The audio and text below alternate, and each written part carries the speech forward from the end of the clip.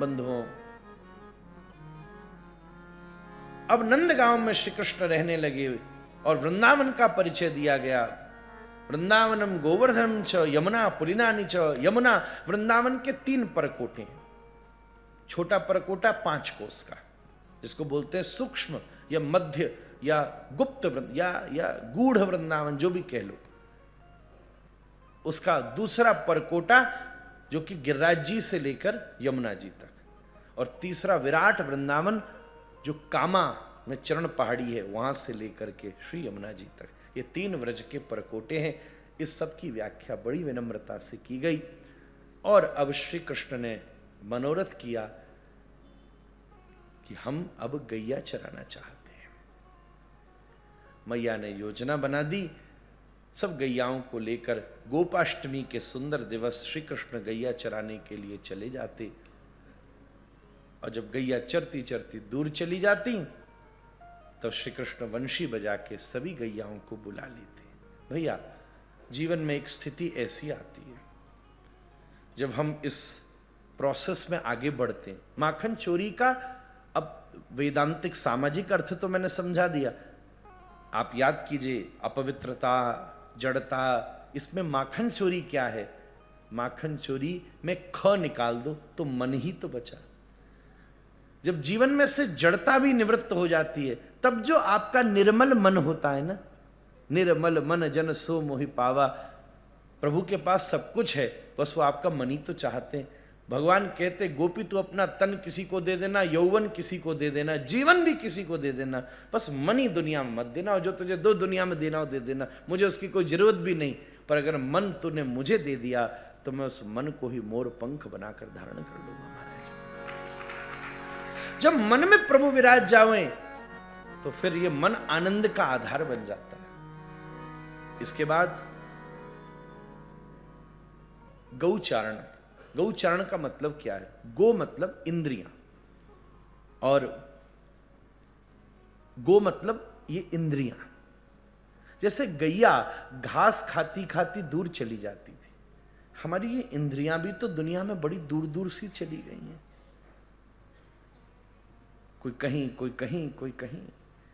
हे गोपाल, एक दिन ऐसी बंसी बजाओ ना कि इंद्रियां जो बिखरी हुई हैं ये आप में सिमट जाए। महाराज देखो, दुनिया में हर इंद्रिय के लिए अलग वस्तु चाहिए।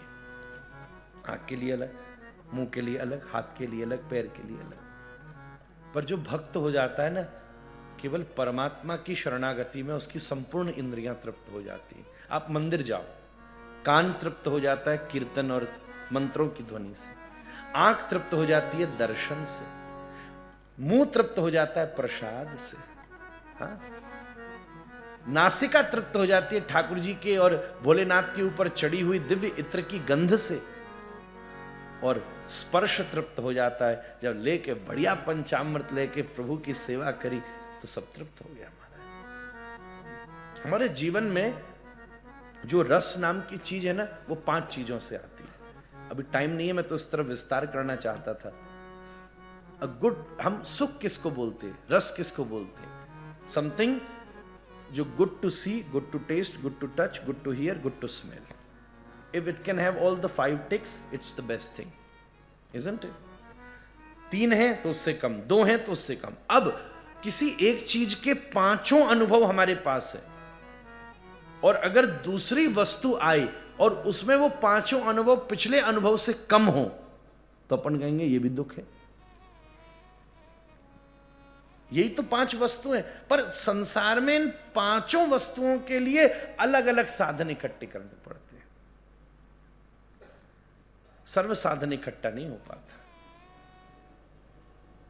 सही बात बताऊं, कथा 5 से काम कर देती है भैया। It is good to hear, it is good to taste, स्वाद आता है, सुनो तो रस आता है। कथा में खुशबू भी है, धीरे धीरे फैलती है। आप देखना, मैं पहले दिन आया और अब हूं, चाहे आना नहीं आने की तो मर्यादा अलग है, पर धीरे धीरे किसी भी आयोजन की खुशबू फैलती जाती है शहर में। इसमें शब्द भी है, इसमें स्पर्श भी है, कथा छूती है ना दिल को। इसमें रूप भी है एक, ये सब क्या भैया ने बढ़िया सुंदर, ये सब कथा का रूप है। क्या सुंदर रूप है।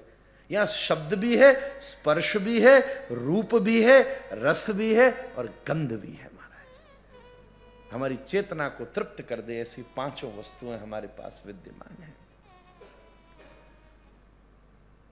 इन इंद्रियों को संसार में अलग अलग साधन चाहिए, पर गौचरण का मतलब ही क्या है? गोपाल किसको कहते हैं? जो ऐसी वंशी बजावे, इन भटकी हुई इंद्रियों को स्थिर कर दे, एक जगह केंद्रित कर दे।